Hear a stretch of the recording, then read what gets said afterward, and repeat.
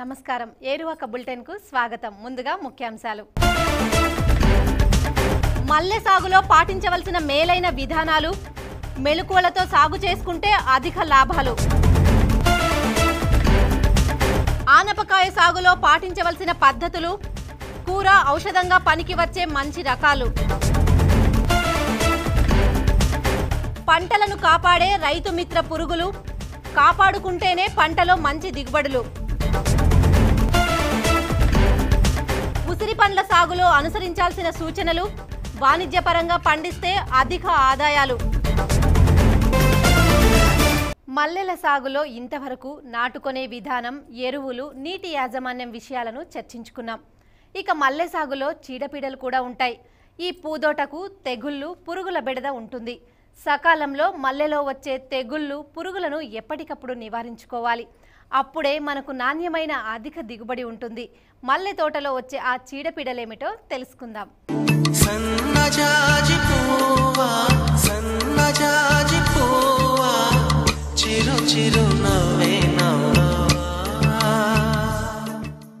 మల్లె తోటను సాగు చేసుకుంటే మంచి దిగుబడిని సాధించాలి.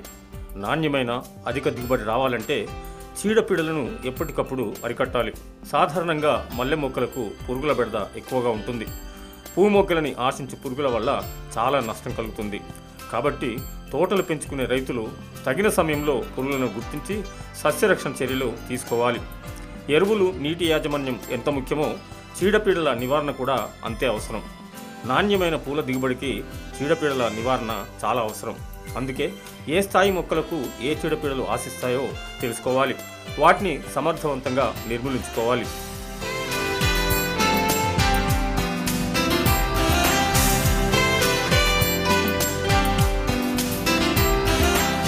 పూమొగ్గలను తొలిచే పురుగులు రెండు రకాలు ఉంటాయి. బర్వర్మ్, నల్లటి తలతో ఆకుపచ్చ రంగులో ఉండే పిల్ల పురుగులు అంటే లార్వాలు పూమొగ్గులోనికి చొచ్చుకొని పోతాయి. ఇవి లోపల నుంచి కేరాలను, రేకులను తింటాయి. దీనివల్ల మొగ్గలు ఎరుపు నీలి రంగులోకి మారిపోతాయి. ఇక బ్లాసమ్ మిడ్జి పిల్ల పురుగులను మ్యాగెట్స్ అంటారు.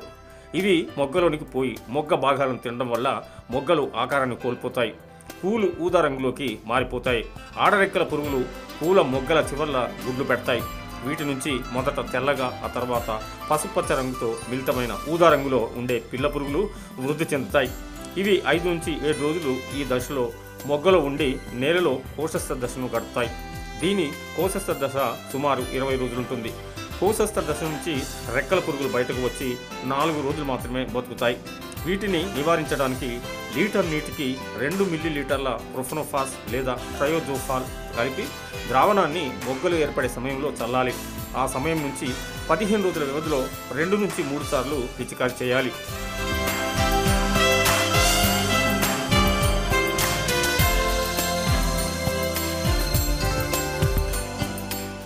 ఇక మల్లెలో తరచుగా వచ్చేవి తామర పురుగులు. ఇవి లేత ఆకులు, పూల రేకులని గోకి రసాన్ని పీల్చుతాయి. దీనివల్ల పువ్వు రేకులు ఎండిపోతాయి. పువ్వు మొగ్గలను తొలిచే పురుగులను నివారించడానికి పిచికారి చేసే మందులే తామర పురుగులను నివారిస్తాయి. వీటి నివారణకు ప్రత్యేకంగా మందులను పిచికారి చేయాల్సిన అవసరం లేదు. ఇక మల్లెలో కనపడే నల్లి వల్ల చాలా నష్టం జరుగుతుంది. ఇది ముఖ్యంగా వేసవిలో మొక్కలను ఆశిస్తుంది. ఇవి ఆకుల అడుగు భాగంలో చేరి అక్కడ నుంచి రసం పీల్చుతాయి. ఫలితంగా మొక్కలు లేత పసుపు రంగుతో కళావిహీనంగా మారతాయి. ఆకులపైన మెత్తటి బుడిపలు ఏర్పడతాయి. దీనివల్ల కిరణజన్య సంయోగక్రియ ఆగిపోతుంది. వీటి ఉధృతి మరీ ఎక్కువగా ఉంటే మల్లె చెట్లు బలహీనంగా మారి పూలు పూయవు. ఈ పరిస్థితి చెట్లకు రాకుండా ఉండాలంటే 1 లీటర్ నీటికి 3 గ్రాముల గంధకపు పొడిని లేదా 5 మిల్లీలీటర్ల డైకోఫాల్ లేదా 2 మిల్లీలీటర్ల ప్రొఫెడ్జై లేదా 3 మిల్లీలీటర్ల ఇథియాన్ కలిపి పిచికారీ చేయాలి. 2 నుంచి 3 సార్లు మందులు పిచికారీ చేయాలి. అన్ని చర్యలు తీసుకున్న తర్వాత మంచి నాణ్యమైన మల్లెపూలు దక్కుతాయి. పూర్తిగా పెరిగిన మొగ్గలను ఉదయం 11 గంటల లోపు కోయాలి. పూలు తెంపడం ఆలస్యం చేసినట్లయితే పూల నాణ్యత దెబ్బతింటుంది. మొగ్గలు ఏమాత్రం పాడు కాకుండా ఆకర్షణీయంగా ఉండే విధంగా ప్యాకింగ్ చేసుకోవాలి.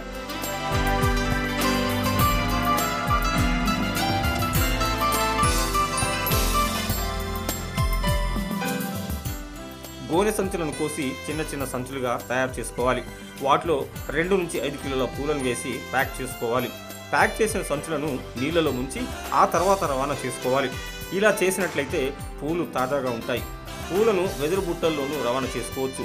ఈ బుట్టలను పూలతో నింపిన తర్వాత పైన పేపర్ పరిచి వెదురుతో అల్లిన మూత లేదా చిన్న గోనె పట్టతో బుట్టను కప్పివేయాలి. బుట్ట అంచులను కుట్టివేయాలి. బుట్టలోకి గాలి ప్రసరణ బాగా ఉండే విధంగా జాగ్రత్త తీసుకోవాలి. మధ్యలో అప్పుడప్పుడు మొగ్గలపై నీళ్లు చిలకరించాలి. దూర ప్రాంతాలకు ఎగుమతి చేయాలంటే కార్బోరేటెడ్ కార్డుబోర్డు పెట్టెలు చాలా అనుకూలంగా ఉంటాయి. మొగ్గను ప్యాక్ చేసిన సంచులను వెదురు బుట్టల్లో దగ్గరలో ఉన్న మార్కెట్కి బస్సులో రవాణా చేసుకోవాలి.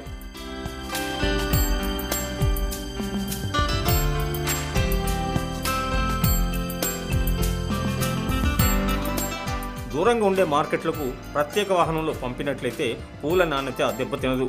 రవాణాలో పూలు ప్యాక్ చేసిన బుట్టలపై మధ్య మధ్యలో నీళ్లు చల్లాలి. నీళ్లు చల్లడం వల్ల పూలు వాడిపోవు, తాజాగా ఉంటాయి.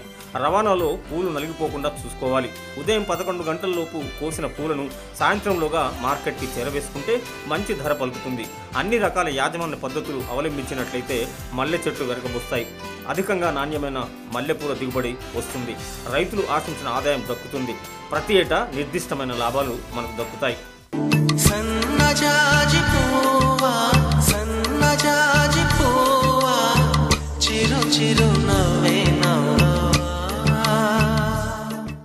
పందిరి కూరగాయల్లో ఆనపకాయకు ఓ ప్రత్యేకమైన స్థానం ఉంది. దీంతో అనేక రకాల వంటకాలు చేసుకోవచ్చు. శాకాహారంగా వండుకోవచ్చు. అదేవిధంగా మాంసాహారంలోనూ వేసి వెరైటీగా కూర చేసుకోవచ్చు. ఏ కూరగాయలోనూ లేని ఔషధ గుణాలు ఈ సొరకాయలో ఉన్నాయి. సామాన్యుల నుంచి సంపన్నుల వరకు దీన్ని ఇష్టపడతారు. మార్కెట్లో దీనికి డిమాండ్ కూడా ఉంటుంది. అందుకే ఈ కూరగాయను పండించుకుంటే అధిక లాభం ఉంటుంది.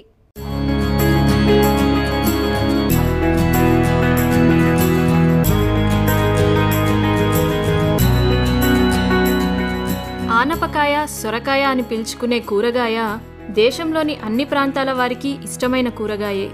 దీన్ని హిందీలో కద్దు అని పిలుస్తారు. దీని వంటకం బ్రహ్మాండమైన రుచితో నోరూరిస్తుంది. దీన్ని అనేక రకాలుగా వండుకోవచ్చు. దీనిలో టొమాటో వేసి నీళ్లు పోయకుండా వండుకుంటే చాలా రుచికరంగా ఉంటుంది. ఈ సొరకాయలోనే చాలా నీరుంటుంది. అందుకే నీళ్లు పోయాల్సిన అవసరం ఉండదు. ఇక దీన్ని సాంబార్లో వేసుకుంటే దాని రుచిని మాటల్లో వర్ణించలేం. ఆనపకాయను శాకాహారంగా వండుకోవచ్చు. మాంసాహారంలో వేసి కూర చేసుకోవచ్చు. దీనితో కీర, మల్వా చేసుకొని తింటే దాని మజానే వేరుగా ఉంటుంది.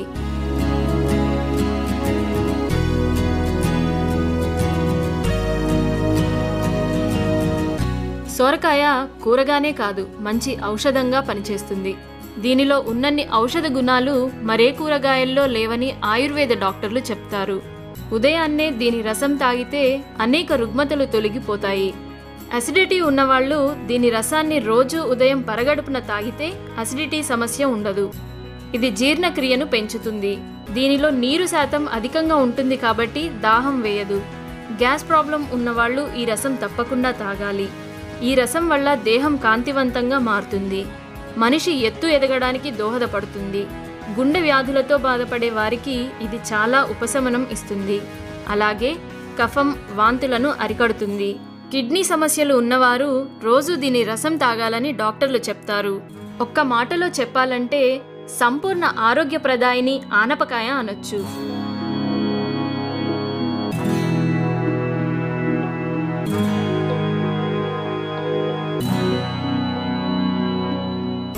ఈ పందిరి కూరగాయ ఆనపకాయను తెలంగాణ, ఆంధ్రప్రదేశ్లో మొత్తం 20,040 హెక్టార్లలో సాగు చేస్తారు. సుమారు 3,600,000 టన్నుల దిగుబడి వస్తుంది. ఆనపకాయలను సాగు చేసుకోవడానికి వేడి వాతావరణం ఉండాలి.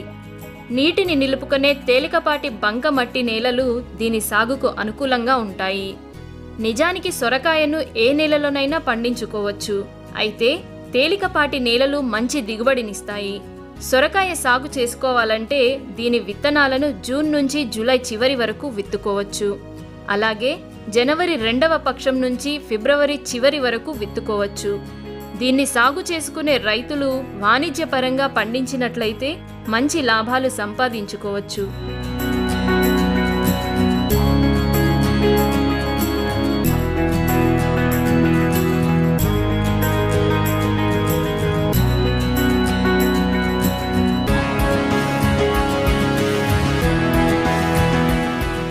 దీన్ని భూమి మీద పాకించి సాగు చేసుకోవచ్చు లేదా పందిర్లు వేసి పండించుకోవచ్చు.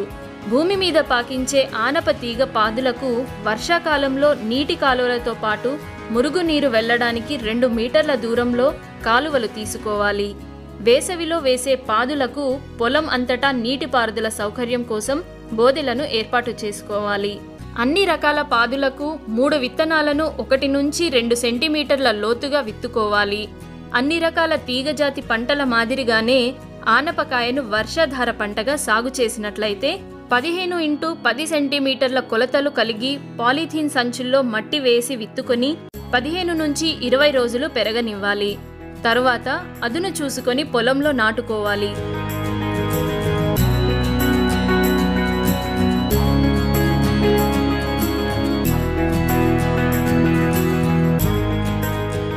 అయితే విత్తనాలను విత్తడానికి ముందు విత్తన శుద్ధి తప్పకుండా చేయాలి. కిలో విత్తనానికి 3 గ్రాముల థైరమ్, 5 గ్రాముల ఇమిడాక్లోప్రిడ్ ఒకదాని తర్వాత మరొకటి కలిపి విత్తన శుద్ధి చేయాలి. ఆ తరువాత 100 గ్రాముల విత్తనానికి 2 గ్రాముల ట్రైకోడర్మా విరిడితో విత్తన శుద్ధి చేసుకోవాలి. సొరకాయ సాగు చేసుకునే పొలంలో విత్తడానికి ముందు ఎకరానికి 8 నుంచి 10 టన్నుల పశువుల ఎరువును వేయాలి.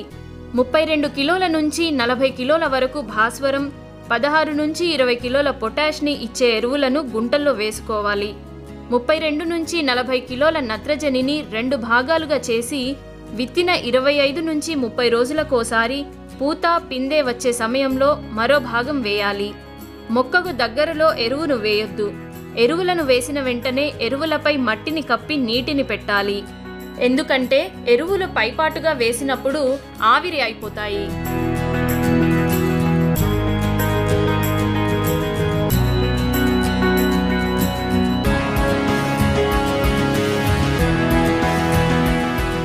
సొరకాయ పంటలో కలుపు మొక్కలను ఎప్పటికప్పుడు తీసివేస్తూ ఉండాలి. 2 నుంచి 3 తడుల తరువాత మట్టిని కదిలించి గుల్లబారెట్టు చేయాలి. ఎకరాకు 1.2 లీటర్ల పెండి మిథాలిన్ని 200 లీటర్ల నీటిలో కలిపి విత్తిన 2 రోజుల లోపు నేలకు పిచికారీ చేయాలి. ఆనప మొక్కలు 2 నుంచి 4 ఆకులు వేసే దశలో లీటర్ నీటికి 3 గ్రాముల బోరాక్స్ కలిపి ఆకులపై చల్లినట్లయితే ఆడపూలు అధికంగా పూస్తాయి. దీనివల్ల పంట దిగుబడి పెరుగుతుంది. 200 గ్రాముల సిసిసి లేదా మాలిక్ హైడ్రోజైడ్ 50 గ్రాముల లీటర్ నీటిలో కలిపి ఈ దశలో పిచికారీ చేసుకోవచ్చు. ఆనప భూమిపై పాకించి పండించడం కంటే పందిరి వేసి సాగు చేస్తే మంచి నాణ్యమైన ఆనపకాయలు వస్తాయి. వాటికి మార్కెట్లో మంచి రేటు కూడా వస్తుంది.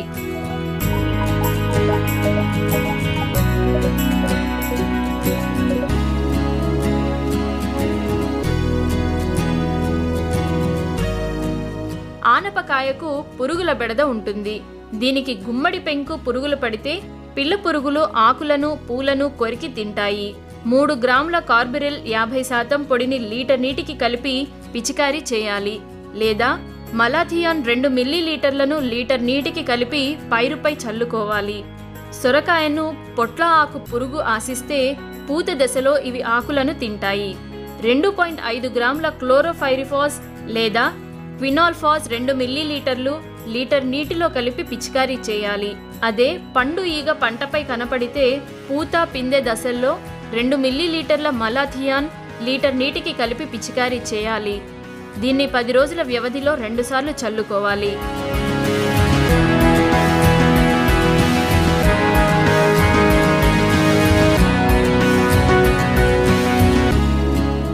ఏరువాకలో చిన్న విరామం.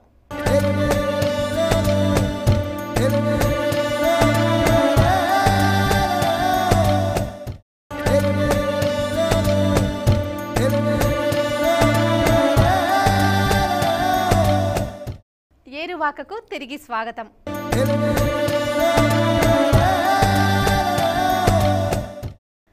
ఏ పంట పండించాలన్నా ఆ పంటలో చేపట్టవలసిన యాజమాన్య పద్ధతులపై అవగాహన కలిగి ఉండాలి. ఎప్పటికప్పుడు తగిన విధానాలు పాటించాలి. ముందుగా పంటను కాపాడే కీటకాలేవో తెలుసుకోవాలి. పైరుని ఆశించే హానికర కీటకాలను తినే పురుగులు కూడా ఉంటాయి. వాటిని మనం కాపాడుకుంటే సాగు ఖర్చు కూడా తక్కువ అవుతుంది. నాణ్యమైన అధిక దిగుబడి వస్తుంది. ఆ మిత్ర పురుగులు ఏమిటో తెలుసుకుందాం.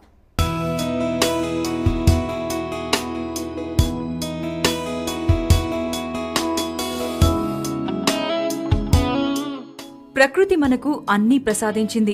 నీరు, నేల, గాలి, పచ్చని అడవి, సూర్యరశ్మి ఇలా అన్నీ సాగుకు ఉపయోగపడేవే. ప్రకృతిలో ఎన్నో జీవరాశులున్నాయి. వాటి పెరుగుదలను అదుపులో ఉంచడం ప్రకృతికే సాధ్యం. ఒక జీవి మరో జీవి ఎదుగుదల శాతం కూడా ప్రకృతి నిర్దేశిస్తుంది. హాని చేసే జీవిని అంతం చేసే జీవిని సృష్టిస్తుంది. ప్రకృతిలో ఒక జీవిని మరో జీవి కట్టడి చేస్తుంది. అంటే జీవరాశుల సాంద్రతను కాపాడతాయన్నమాట. అలాగే వ్యవసాయంలో రైతుమిత్ర పురుగులు చాలా ఉన్నాయి. పంటను నాశనం చేసే పురుగులు ఉన్నాయి. అదే సమయంలో పంటకు నష్టం కలిగించే పురుగులను తినే మిత్ర పురుగులు ఉన్నాయి. ఎర్రలు నేలలో ఉండి నేలను గుల్లబారుస్తాయన్నది మనకు తెలిసిన విషయమే. అలాగే కొన్ని కీటకాలు పంటను ఆశించే పురుగులను తింటాయి. వాటిని మనం కాపాడితే అవి పంటను కాపాడుతాయి.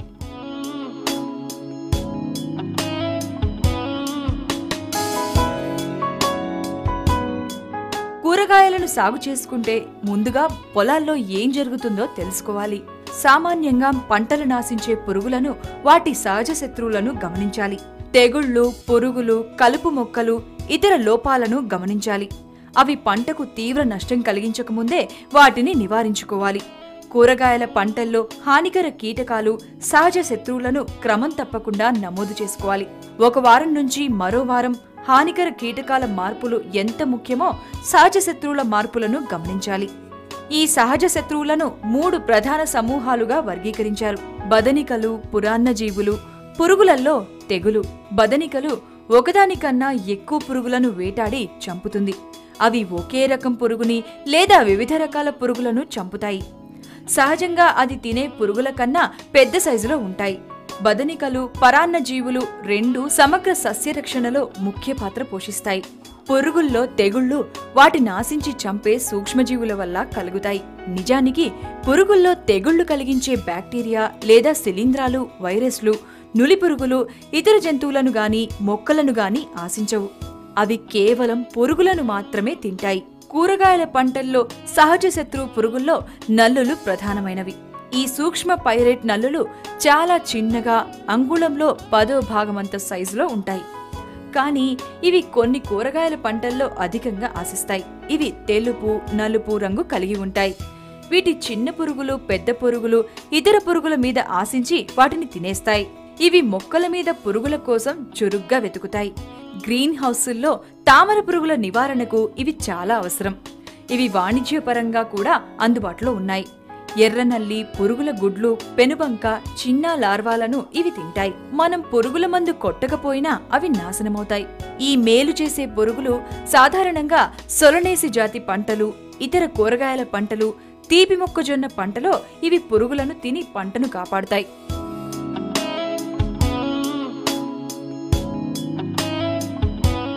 ఇక పెద్ద కళ్ల నల్లులు కూడా పంటల్లో కనపడతాయి. ఇవి అంగుళంలో 8వ వంతు సైజులో ఉంటాయి. వీటి కళ్ళు పెద్దగా ఉంటాయి.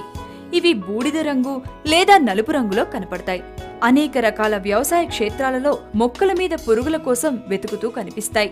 దీనికోసం జియోకోరిన్ పంక్టిఫేస్ అనేది వాణిజ్యపరంగా అందుబాటులో ఉంది. ఇవి తీపి మొక్కజొన్న, ఆకుకూరలు, సొలనేసి జాతి పంటల్లో ఆశించే హానికరమైన పురుగులను తింటాయి. పంటను బాగా కాపాడుతాయి.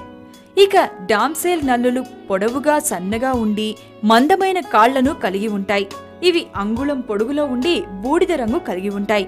ఇవి సాధారణంగా లెగ్యూమ్, సొలనేసి, కోల్ జాతి పంటలను ఆశించే పురుగులను తినేస్తాయి. పురుగుల గుడ్లు, చిన్న లార్వాలు, నల్లులు, తామర పురుగులు, పెనుబంక వంటి కీటకాలను తిని పంటను కాపాడతాయి.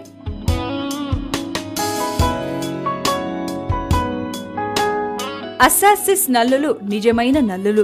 వీటికి లావుగా పొట్టి ముక్కులుంటాయి. అర అంగుళం నుంచి 1.5 అంగుళం పరిమాణంలో ఉంటాయి. ఇక కంపు నల్లుల్లో మొక్కలకు హాని కలిగించే నల్లులు, ప్రయోజనం కలిగించేవి 2 రకాలున్నాయి. ముళ్ళున్న సోల్జర్ నల్లి అనేక పురుగులను, ప్రత్యేకంగా లార్వాలను తింటుంది. 2 మచ్చల కంపు నల్లి కొలరాడో పొటాటో బీటల్ని, ఫాల్స్ పొటాటో బీటల్ని ఇవి తినివేస్తాయి. 2 మచ్చల కంపు నల్లి ఆలుగడ్డ, టొమాటో, వంకాయ పంటల్లో ఆశించే పురుగులను తిని పంటను కాపాడతాయి. ముళ్ళున్న సోల్జర్ నల్లి కోల్, లెగ్యూమ్, సొలనేసి జాతి పంటలు, తీపి మొక్కజొన్న పంటలకు లాభం కలిగిస్తుంది. ఇది లార్వాలు, మెత్తటి శరీరం ఉన్న పురుగులు, leaf beetles, leaf hoppers, moths, beetles కొన్ని ప్రయోజనక పురుగులని తినివేస్తాయి. కాబట్టి ఈ పురుగులను తినే పురుగులను రక్షించుకోవాలి. ఈ పురుగులు చనిపోవడానికి కారణమయ్యే పురుగుల మందులు పంటల్లో చల్లకూడదు.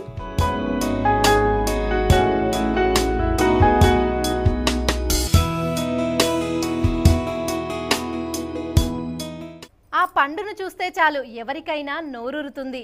నోట్లో వేసుకుంటే చాలు పులుపు పులకరింపజేస్తుంది. ఇది పచ్చడిగా చేసుకుంటే దాని రుచిని వర్ణించడం చాలా కష్టం. కార్తీక పౌర్ణమి నాడు ఈ పండు పూజలో భాగం కావాల్సిందే. ఇది మామూలు పండు కాదు, ఓ గొప్ప ఔషధం కూడా. విటమిన్ సి అధికంగా ఉండే ఈ పండ్ల చెట్లు నాటుకుంటే మంచి లాభాలు తప్పకుండా వస్తాయి. అదేం పండని అనుకుంటున్నారా? తినబోతూ రుచెందుకులేండి, పదండి తోటలోకి.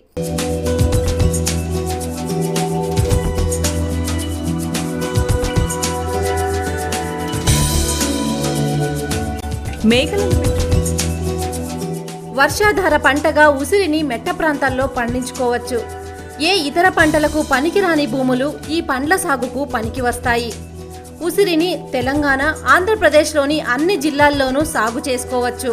ఈ రెండు రాష్ట్రాల్లోనూ ఉసిరి సాగు విస్తీర్ణం మొత్తం 31,492 ఎకరాల్లో ఈ పండ్ల తోటలున్నాయి. సుమారు దీని ఉత్పత్తి 62,983 మెట్రిక్ టన్నులు. ఉసిరి ఉష్ణ ప్రాంతంలో అలాగే నీటి ఎద్దడి ఉన్న ప్రదేశంలోనూ పెరుగుతుంది. ఇది అత్యల్ప, అత్యధిక ఉష్ణోగ్రతలను సమానంగా తట్టుకుంటుంది. పూత పూసేందుకు అధిక ఉష్ణోగ్రత అవసరం. కాయలు కాసేందుకు గాలిలో తేమ ఉండాలి. 46 డిగ్రీల సెల్సియస్ ఉష్ణోగ్రతను కూడా ఈ మొక్క భరించగలుగుతుంది.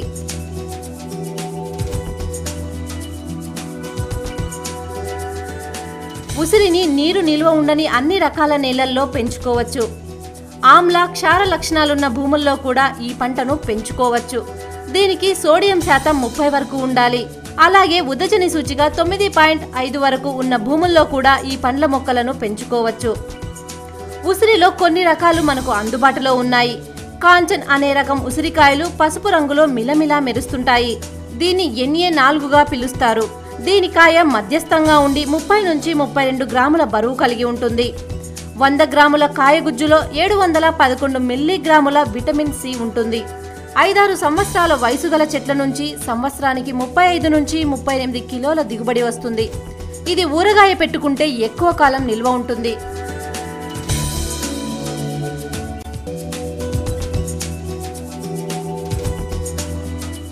ఉసిరిలో మరో రకం కృష్ణ.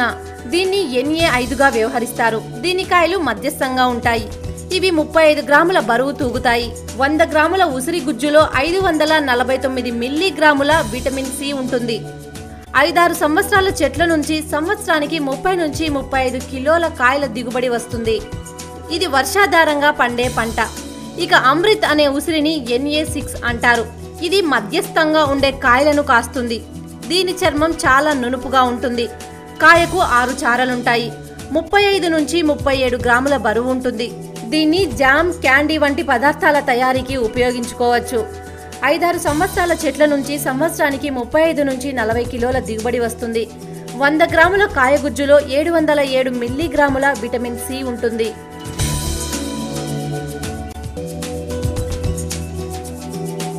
ఉసిరిలో నీలం అనే రకం కాయలు ఆకుపచ్చ రంగులో ఉంటాయి. ఈ రకాన్ని NA7 అని పిలుస్తారు. ఈ రకం ఉసిరికాయలు మధ్యస్థం నుంచి పెద్ద సైజులో ఉంటాయి. కాయ బరువు 46 గ్రాములుంటుంది. దీని చర్మం నున్నగా ఉండి పండులోని కండ మెత్తగా ఉంటుంది. దీనిలో పీచు ఉండదు. ఈ రకం ఉసిరి నెక్రోసిస్ వ్యాధిని తట్టుకుంటుంది. ఒక చెట్టు సంవత్సరానికి 50 కిలోల దిగుబడినిస్తుంది. 100 గ్రాముల గుజ్జులో 788 మిల్లీగ్రాముల విటమిన్ సి ఉంటుంది.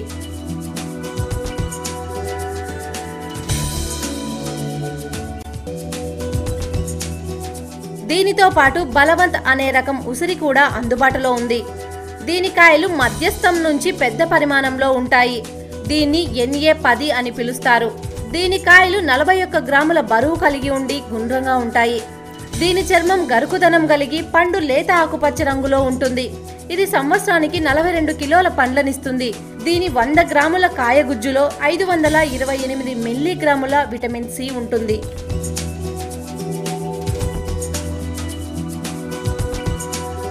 చక్కియా అనే రకం ఉసిరికాయ తెలుపు రంగు కలిగి ఉంటుంది. దీని కాయలు మధ్యస్థ సైజ్ కలిగి ఒక్కో కాయ 33 నుంచి 35 గ్రాముల బరువు ఉంటుంది. దీనిలో ఎక్కువగా పీచు ఉంటుంది. 100 గ్రాముల కాయగుజ్జులో 789 మిల్లీగ్రాముల విటమిన్ సి ఉంటుంది. ఇది నిటారుగా పెరిగే చెట్టు కాబట్టి ఎక్కువ సంఖ్యలో చెట్లను నాటుకోవచ్చు. ఒక చెట్టు సంవత్సరానికి 30 కిలోల పండ్లనిస్తుంది. ఈ రకం ఉసిరి పరపరాగ సంపర్కానికి బాగా అనుకూలంగా ఉంటుంది. దీన్ని పచ్చడి పెట్టుకోవడానికి ఉపయోగించుకోవచ్చు.